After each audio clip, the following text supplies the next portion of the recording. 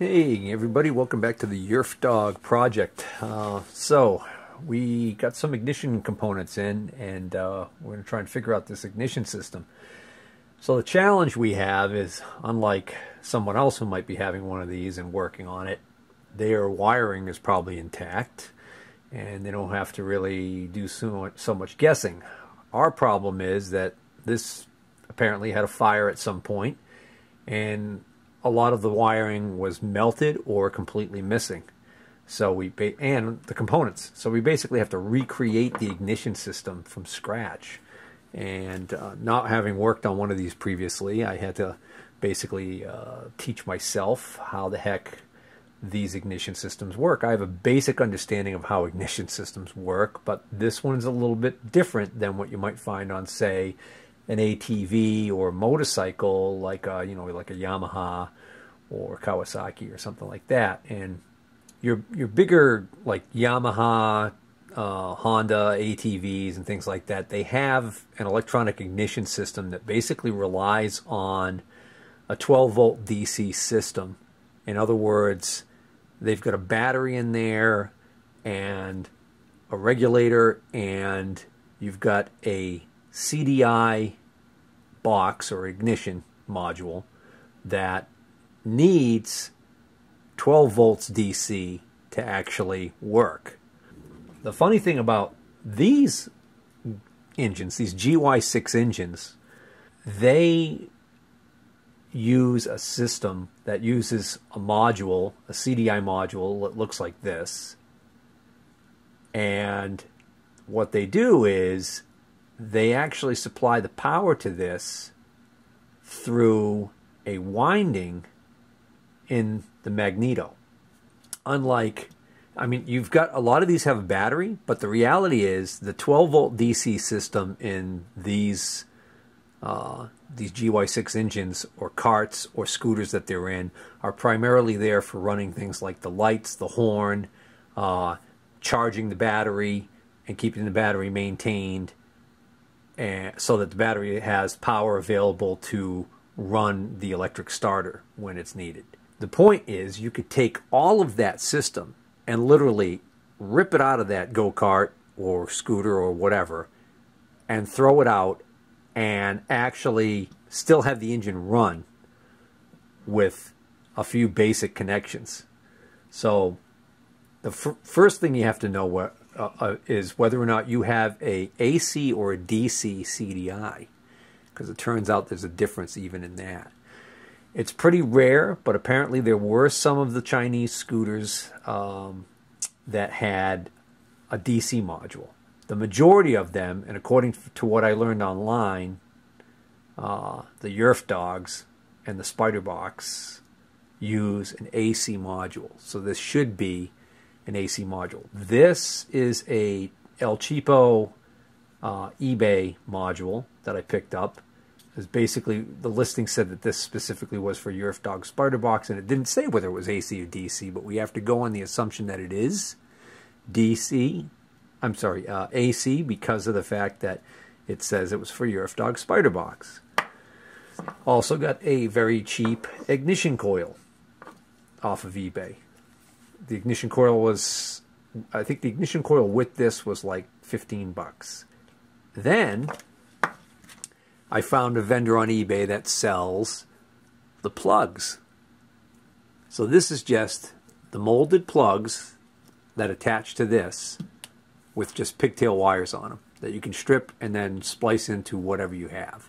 And I needed these because, again, it's completely missing on our cart. So I already checked. The good news is these plug into here. So we're good to go so far. I went online and I found some information, and I found not really a schematic diagram, but I found a wiring diagram for the Spider Box go-kart. So sometimes you see mention of 5-wire CDI and sometimes a mention of a 6-wire CDI.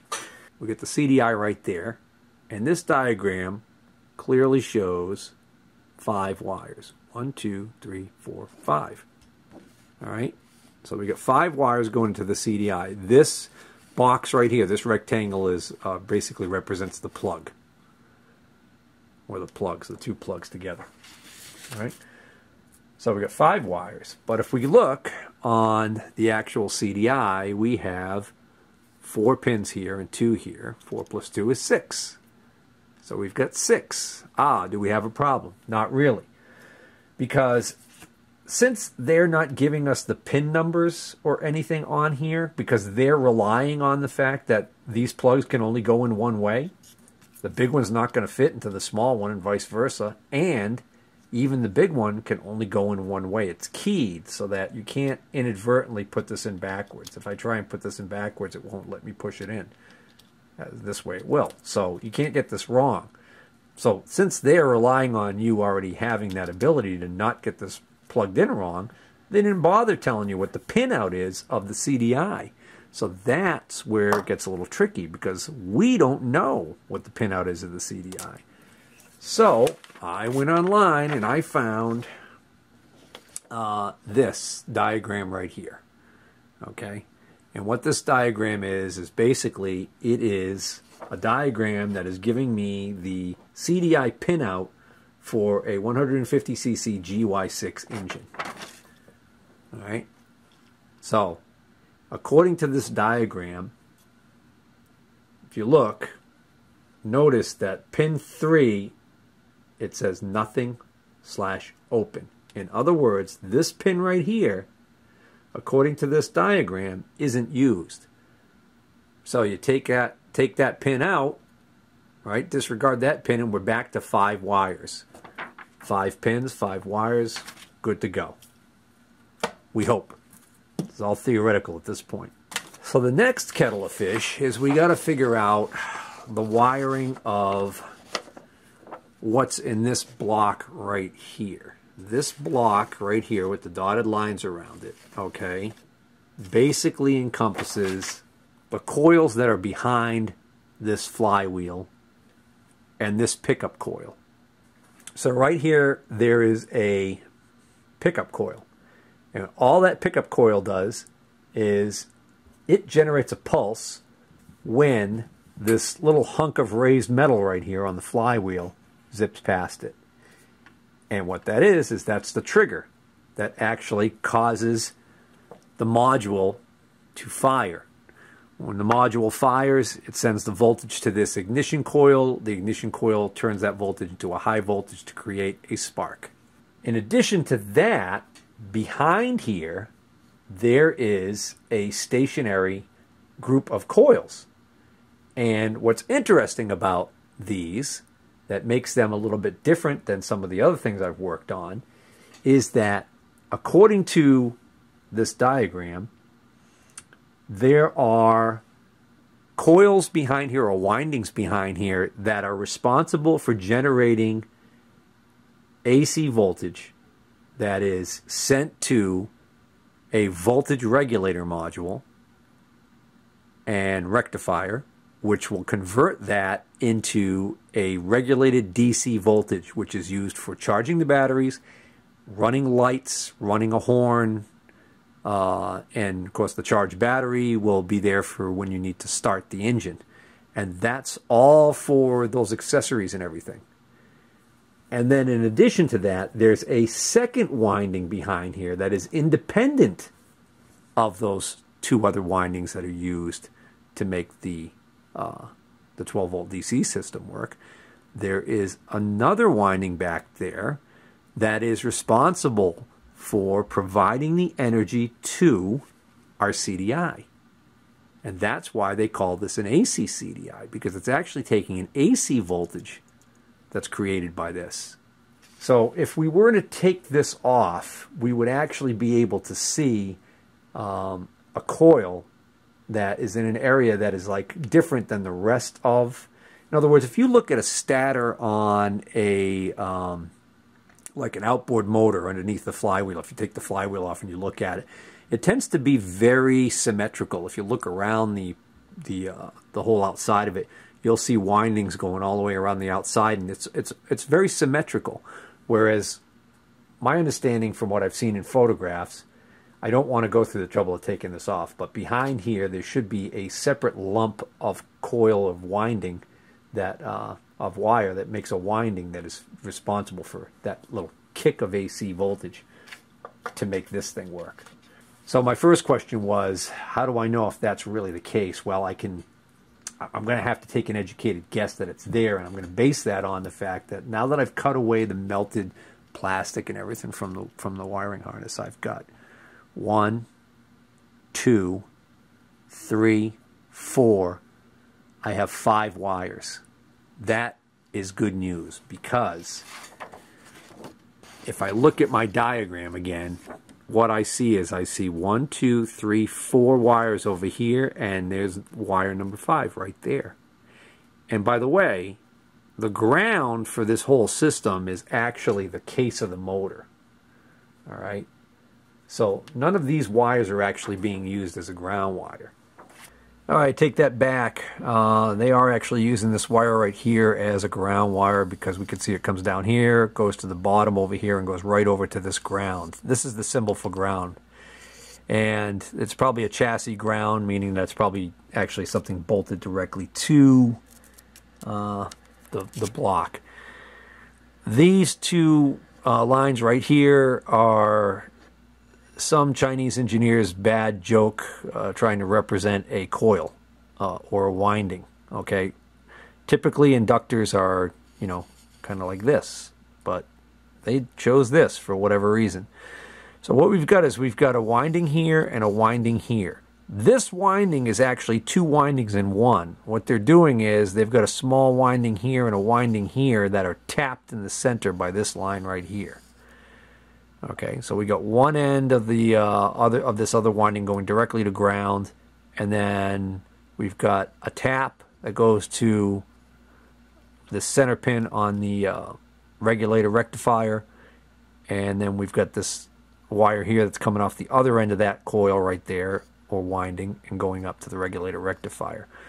So essentially what we've got is we've got a center tapped winding that is feeding the AC into this circuit. Now, what's interesting is that it appears from the way that the circuit is wired that we actually have DC on this line right here, because this line goes over to here and it goes over to the electric choke, which I'm going to get to that in a second.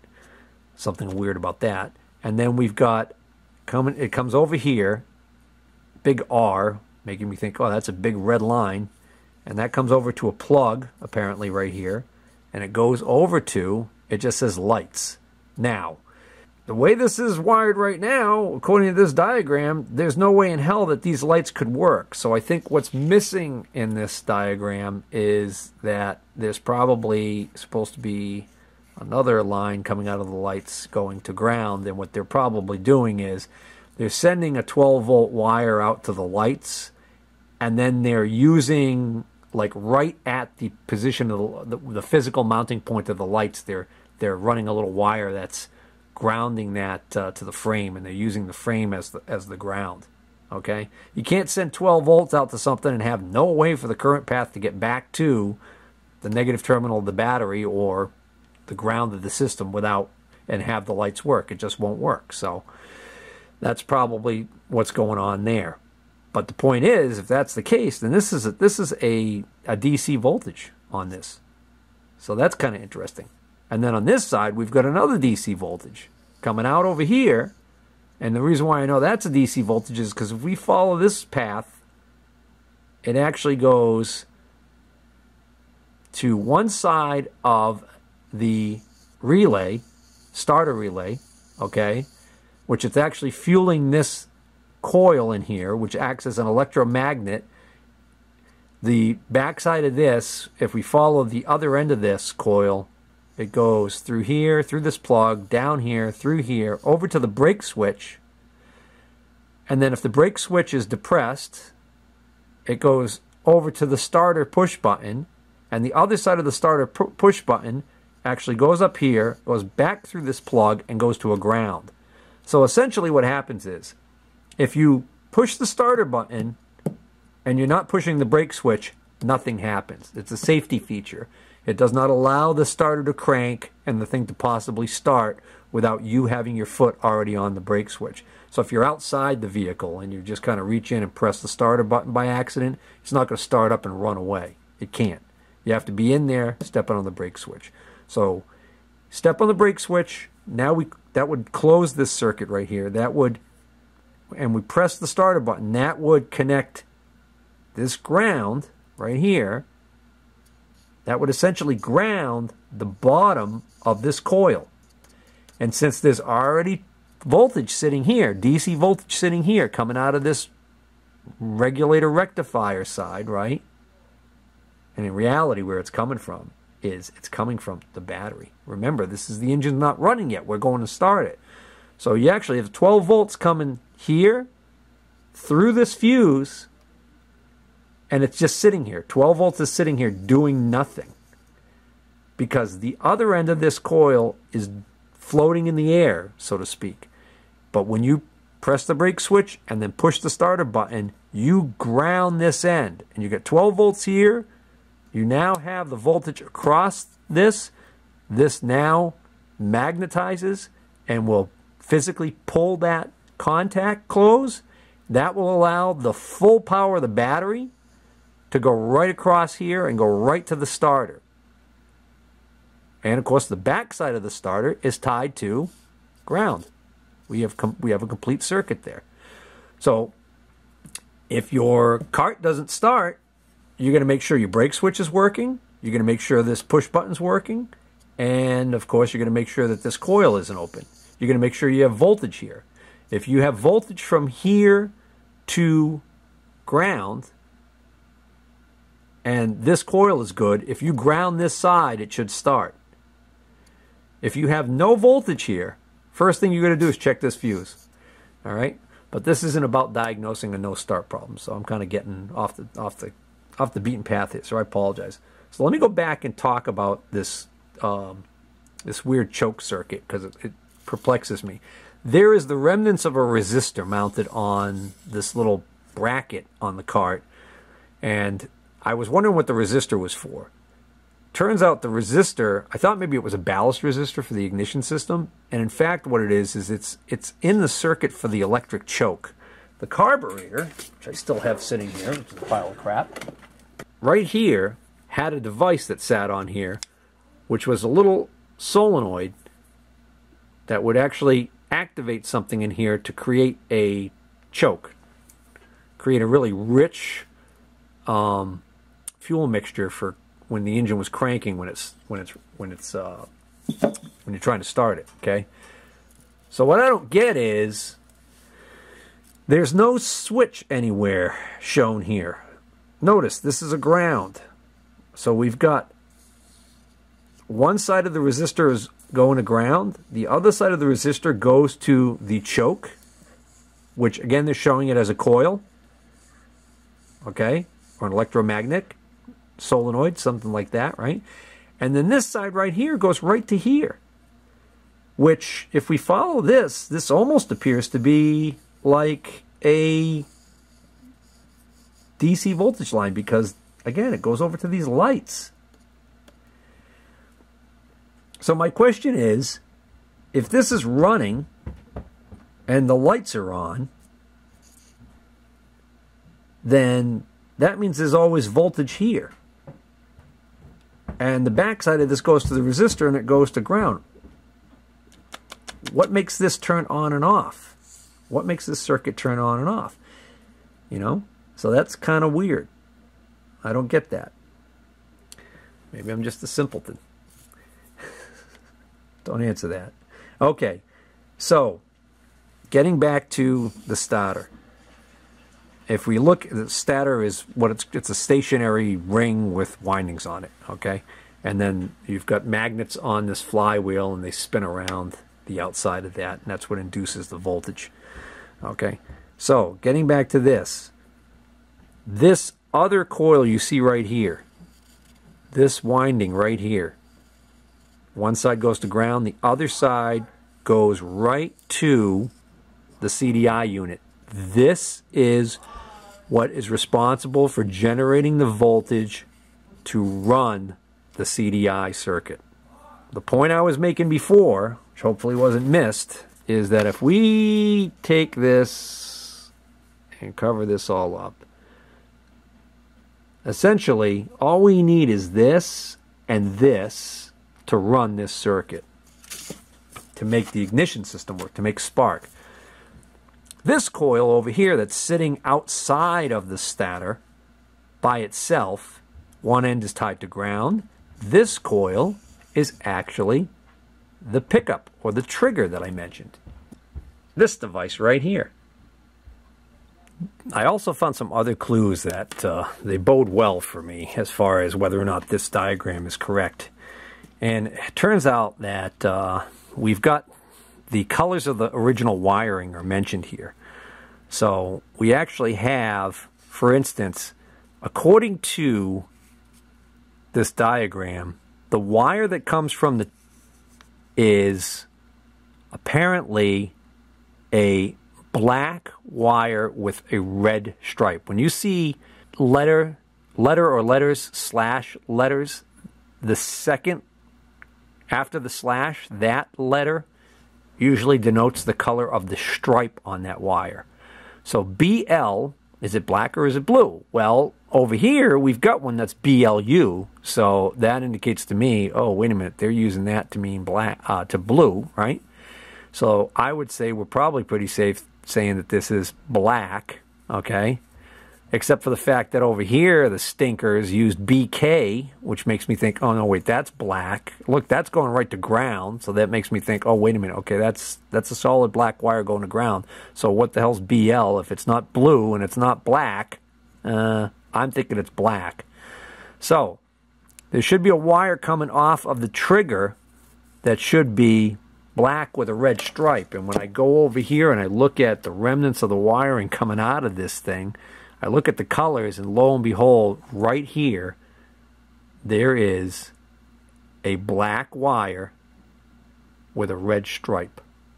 So I think that's my trigger. Up in the corner here, they go as far as to tell me the resistance values of the stator.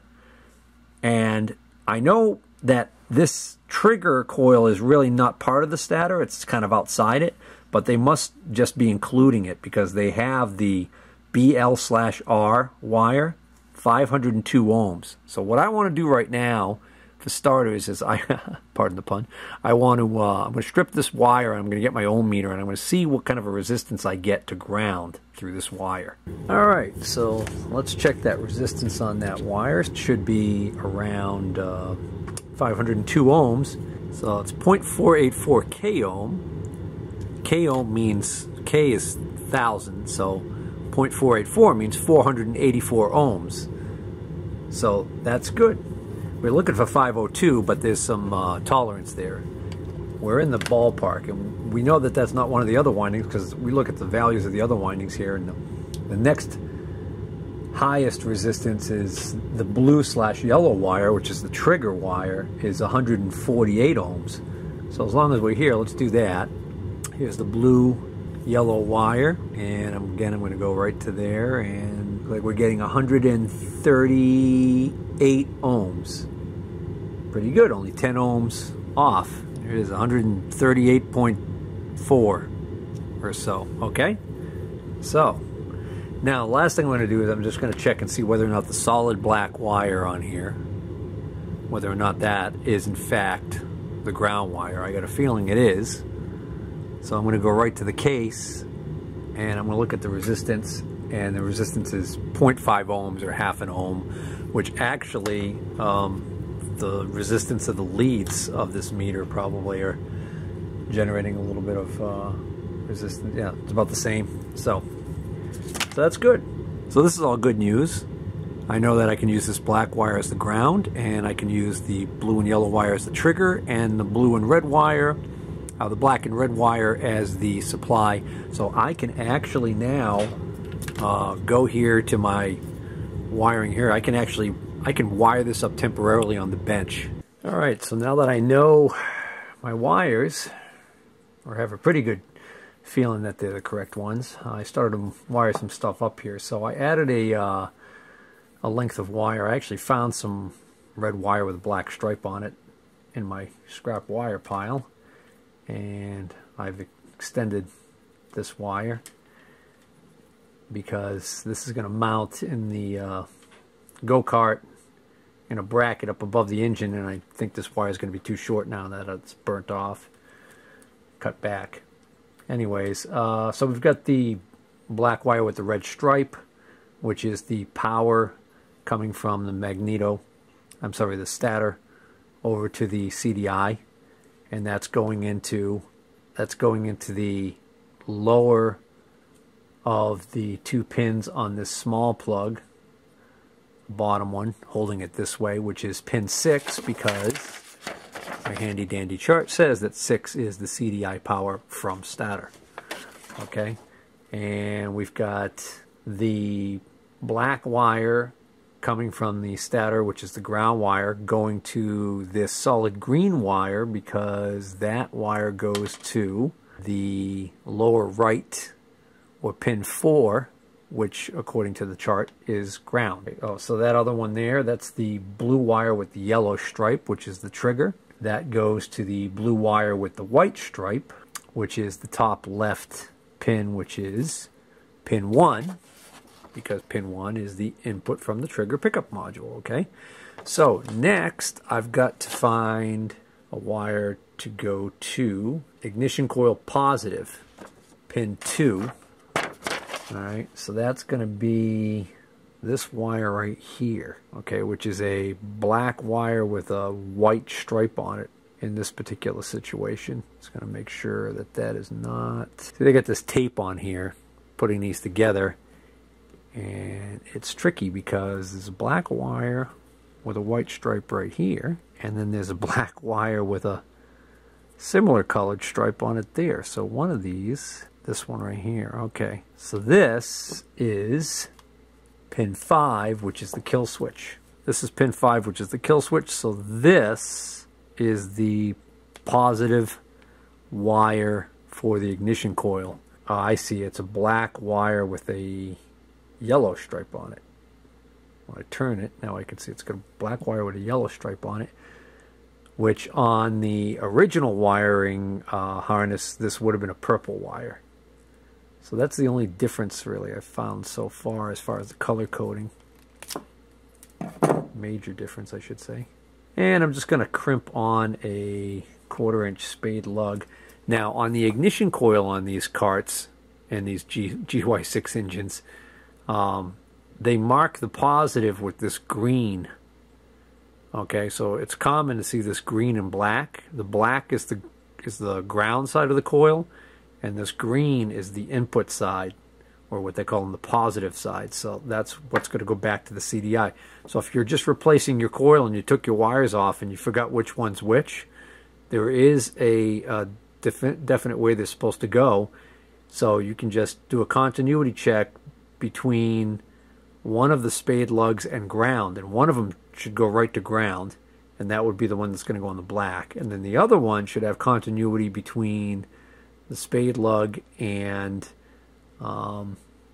pin 2 on the coil. So you just unplug, you would unplug this, the CDI, you would unplug this plug and go right there to pin 2 and check continuity from there to the wire that's going to go to the green here. Okay? Alright, now the other side of the coil we know needs to go to ground. So I put the spade connector on there, and I remembered that this black wire coming from the stator is the ground wire, and that this is the ground wire. It goes to pin 4 on the CDI. So I'm going to want to tie this ground wire into these other ground wires. We're almost wired up. The last thing we need to do is we need to address the kill switch, which is pin 5. Okay, so that's this wire here, top pin of that small plug. And on the diagram, what it shows is that there is a green wire that comes out of the module. Okay, comes Comes down here, comes down, goes over here, goes through a plug, okay, and then comes over to what they are calling a on-off switch. And the other side of the switch is ground. So what they're basically saying is, when this switch is in the on position, it's going to be closed position, it's going to be grounding that pin. And then when it's in the other position, it's ungrounded. So, I don't know though, it's not clear to me whether or not this is supposed to be grounded for run or ungrounded. I would think that the wise way to have designed it would be that it has to be grounded or the switch has to be closed for it to run. And then when the switch opens, it kills the engine. The reason why that would make sense is if your switch failed, it would basically fail in the off position, the non-run position. If your wiring broke, again, it would kill the engine. Switch failure, wiring breaking, all would kill the engine, as opposed to having a situation where you go to shut the engine off in an emergency and the switch fails, or something happens with the wiring and you can't shut the engine off. But who knows? Who knows what they ended up doing here? So what I'm going to end up doing is I'm going to leave this wire off for now, disconnected. We're going to test it, see what happens. If I don't get spark, then I will try grounding this wire, this kill wire, and seeing whether or not we get spark then. Alright, so the next thing I need is a spark plug. Well, it's funny, you'd think with all the junk I have around here that I work on all the time, I'd have an extra spark plug for this thing, but I don't. A couple of spark plugs that I had, they're too large to fit down inside here. This uses one of those really little skinny spark plugs. So I've got this, this is actually off of a scriber, but it fits in there really well, and it gives me a nice sharp point. So if I hold this near the case of the motor, which is ground, I should be able to see a spark if this is working correctly. So I'm going to use my my cordless drill here to crank this thing.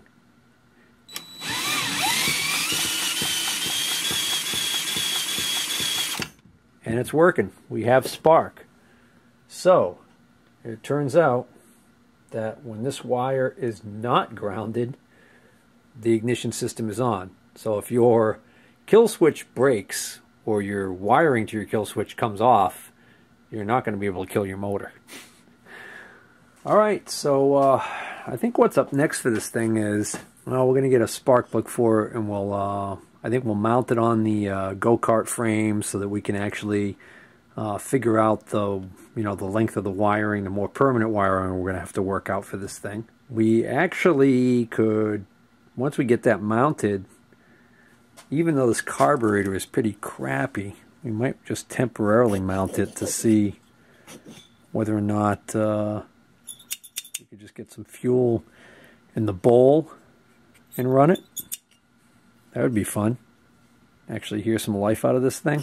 Alright, I hope you guys are enjoying this series of the resurrection of the How Hit engine in the Yerf Dog Spider Box go-kart. If you do like it, please give it a thumbs up, and if you're not a subscriber, please consider subscribing. Take care.